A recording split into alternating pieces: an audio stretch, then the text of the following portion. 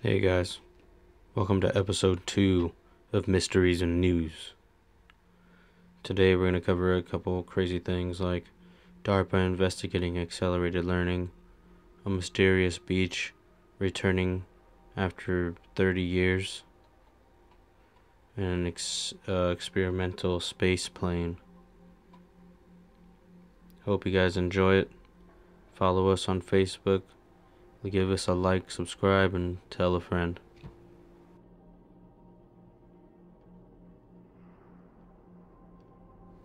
Hey guys, hi again. Episode 2 of Mysteries and News, as you heard in the intro. First, we're going to start out with Darpa investigating accelerated learning. This is an interesting topic. It's supposed to rival what you would see on The Matrix. People getting uploaded with data and information. Researchers at Darpa want to make it possible for a soldier to be trained in the fraction amount of the time that they have been trained now. Just like The Matrix, they want you to have the ability to learn something in seconds rather than months of repetitive behavior. The key, researchers believe, lies in stimulating the peripheral nerves responsible for relaying signals between the brain and the spinal cord and the rest of the body, a process that can trigger the release of neurochemicals capable of reorganizing connections inside the brain. DARPA's targeted neuroplasty training program is currently exploring 8 different ways to enhance learning by targeting these particular nerves with electrical stimulation. If it succeeds, then the technique could revolutionize learning both in military and elsewhere. Imagine learning an entirely new language in a couple of months. The possibilities are endless. I want you guys to tell me what you think would happen if it would just be that easy to learn things. Would the school system collapse? What would happen? I don't really know. I couldn't really tell you myself because I don't know, I can't really see the future or anything, but I think it would be really interesting to see what we would accomplish as humanity if it would be that easy to teach our younglings that quickly. Alright, so here's the deal, guys. After that first story, I just want to let you know that this is not going to be a podcast as much as it is going to be something just like the other shows I've been putting on the channel. I decided to change it up just because I didn't want a really long formatted show. I don't think many people have time to sit down and listen to me ramble for 25 minutes without something better to do, so I wanted to cut it down to like 10 minutes or less most of these videos.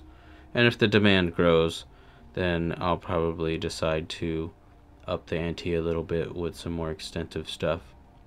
But right now I just wanted to let you guys know as a heads up, as people who listen to me on a regular basis at this point, if you do. I just wanted to let you know that these will be cut down, and the myths, legends, and folklore episodes will all strictly be focused on one creature per episode, so that I can cut it down and make it a little more extensive for you guys. Anyway, moving on. Next story is the return of Dooagh Beach. I think that's how you say it. It's Dooagh, Dooagh Beach. Dooagh Beach. It's in Ireland. So basically what happened was storms hit this beach really, really heavily a few years back. Or not a few years back, but like back in 1984. The entire beach was washed away, all the sand, leaving nothing but bare rock behind from 1984 until just a few months ago. Now all of a sudden the sand is returned to the beach, and no one really knows how long it's going to be there. So it's a pretty interesting story. I don't know what would happen, how strong of a storm it would be. I mean, you're seeing pictures right now of the beach, most likely, that I'm putting up here, and I don't know, you guys tell me. I know it's a small beach. Could it be that easy just to wash away a bunch of sand from a beach? I don't know. Here's a small little tidbit from a more extensive article on the beach. For a Keel Islander, Emmett Callahan, the beach at Dooagh where he grew up sounded as mythical and unreal as Brigadoon, the mysterious Scottish village that only appears every 100 years. The 300-meter stretch of golden sand where his grandfather used to collect seaweed for villagers to fertilize their land was destroyed in 1984 by Atlantic storms that battered Ireland's northwest coast. 7 years before Callahan was born. A more benign freak of nature, this Easter brought Dooagh Beach back, its mysterious reappearance capturing the world's imagination. An unusually strong tide appeared off the coast of Akil Island, dumping hundreds of tons of sand on the rocks and building up the beach again.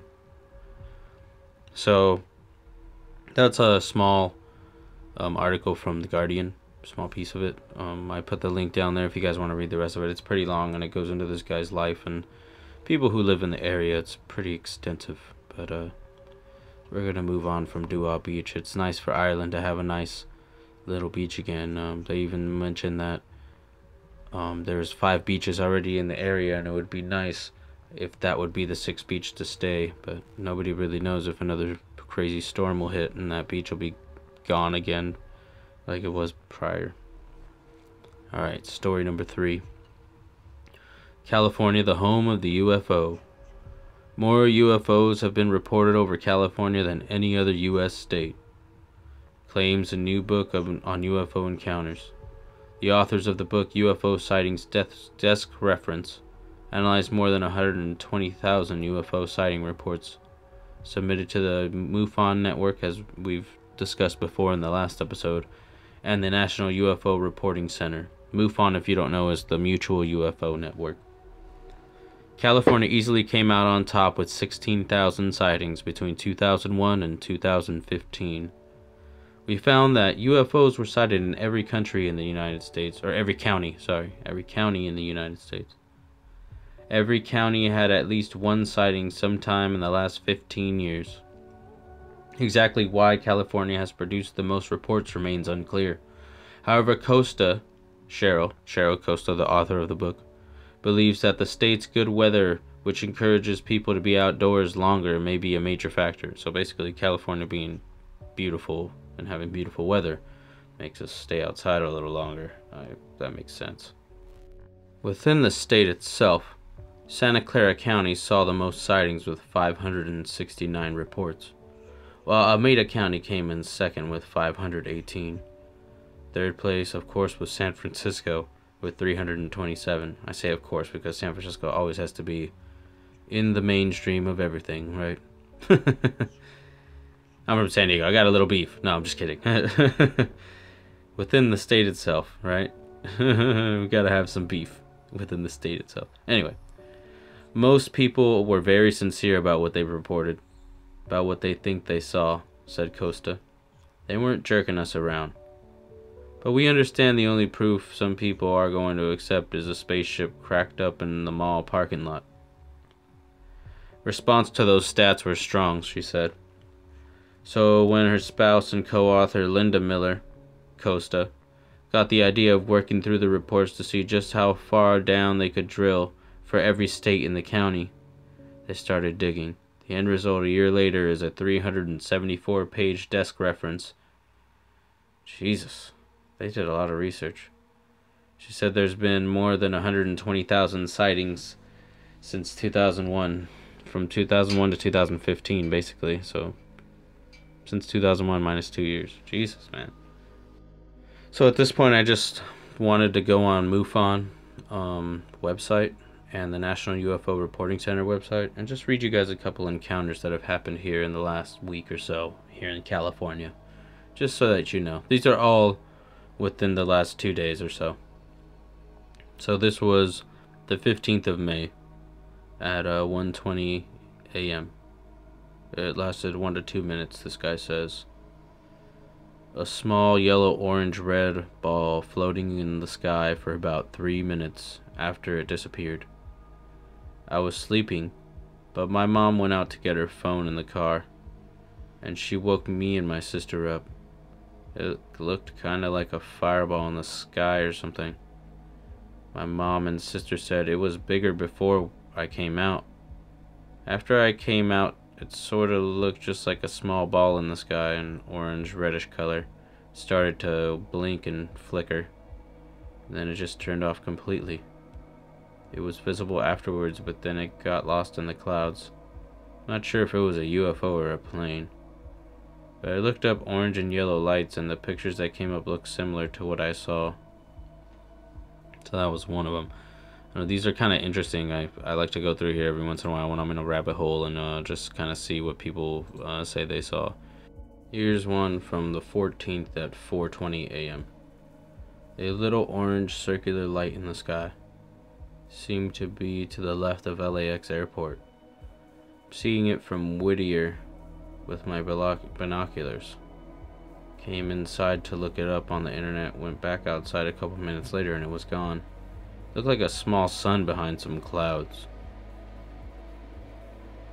Yeah, this was the 14th. That's pretty trippy. Here's from Richmond, California on the 13th at 5:24 a.m. Thought it was a plane, but it stopped moving. Came out on my front porch after waking up. Noticed what I thought was a plane in the distance. Looked like it had red lights on the underside, but when I looked again, it just stopped. Got brighter, almost like it pulsed, but then it dimmed down again.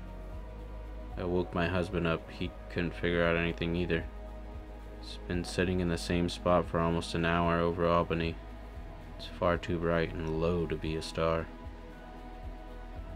And, some interesting ones there, guys. I don't know. UFOs, you know how I feel about them. Could be a little skeptical about them. Wish they were real, but I don't know, man. Next story is about the X37B unmanned space aircraft that was made by Boeing.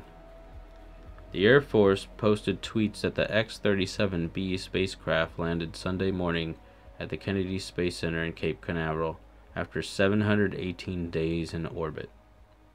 Multiple media outlets reported that the 29-foot-long spacecraft's return caused a sonic boom that rattled central Florida and could be heard as far away as Tampa and Fort Myers.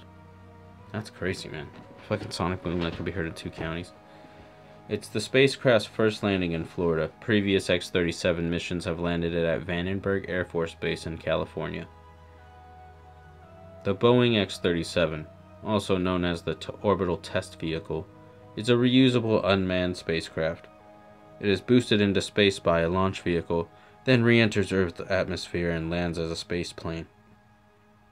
The X-37 is operated by the U.S. Air Force for orbital spaceflight missions intended to demonstrate reusable space technologies. It is a 120% scaled derivative of the earlier Boeing X-40. The X-37 began as a NASA project in 1999, before being transferred to the U.S. Department of Defense in 2004. It conducted its first flight as a top drop test on 7th of April 2006 at Edwards Air Force Base, California. The spaceplane's first orbital mission, USA-212, was launched on April 22, 2010, using an Atlas V rocket. Its successful return to Earth on 3rd December 2010 was the first test of the vehicle's heat shield and hypersonic aerodynamic handling. A second X-37 was launched on the 5th of March 2011, with the mission designation USA-226. It returned to Earth on June 16, 2012, and then a third X-37 mission was launched on December 11, 2012, designated USA-240, and landed at Vandenberg Air Force Base on October 17, 2014. The fourth X-37 mission, USA-260, launched on May 20, 2015, and landed on May 7, 2017 at Kennedy Space Center, the one that caused the sonic boom. The interesting thing about this plane, now that I've bored you with the lecture of the life of it and the project, the interesting thing was it was developed by Boeing, but NASA would contribute $109 million. The Air Force contributed $16 million to the project, and Boeing only contributed $67 million. So they really came out big on this one. And a $301 million contract was later discussed and agreed upon to create a few of these so they can launch a couple missions. The purpose of this vehicle is basically to go up into space, test its systems, and bring it back down so that we know what's a reusable technology in the aircraft when it comes back down for our future aircraft flights and unmanned flights. So basically it's a research vehicle that we use to learn more things so that we can update the newer manned aircraft and possibly make new ones unmanned. There was an issue in the launching of this aircraft when they were planning it, because they wanted to use the Atlas V on a regular basis or a larger rocket, and they ended up deciding that an Atlas IV was, or not an Atlas IV, a Delta IV rocket was good enough, because they didn't want to have a secondary fuel system to where the unmanned aircraft would have to stop at certain space stations to get repaired, because then that would cost another grip of money. So they decided that instead of changing its orbit and doing all that, they went with a smaller rocket so that would detach and put it back on its path.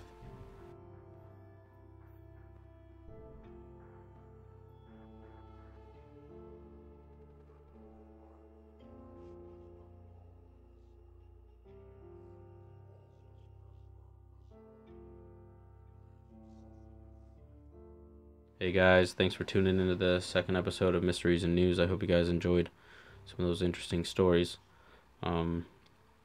Stay tuned for the next episode next week, next Wednesday.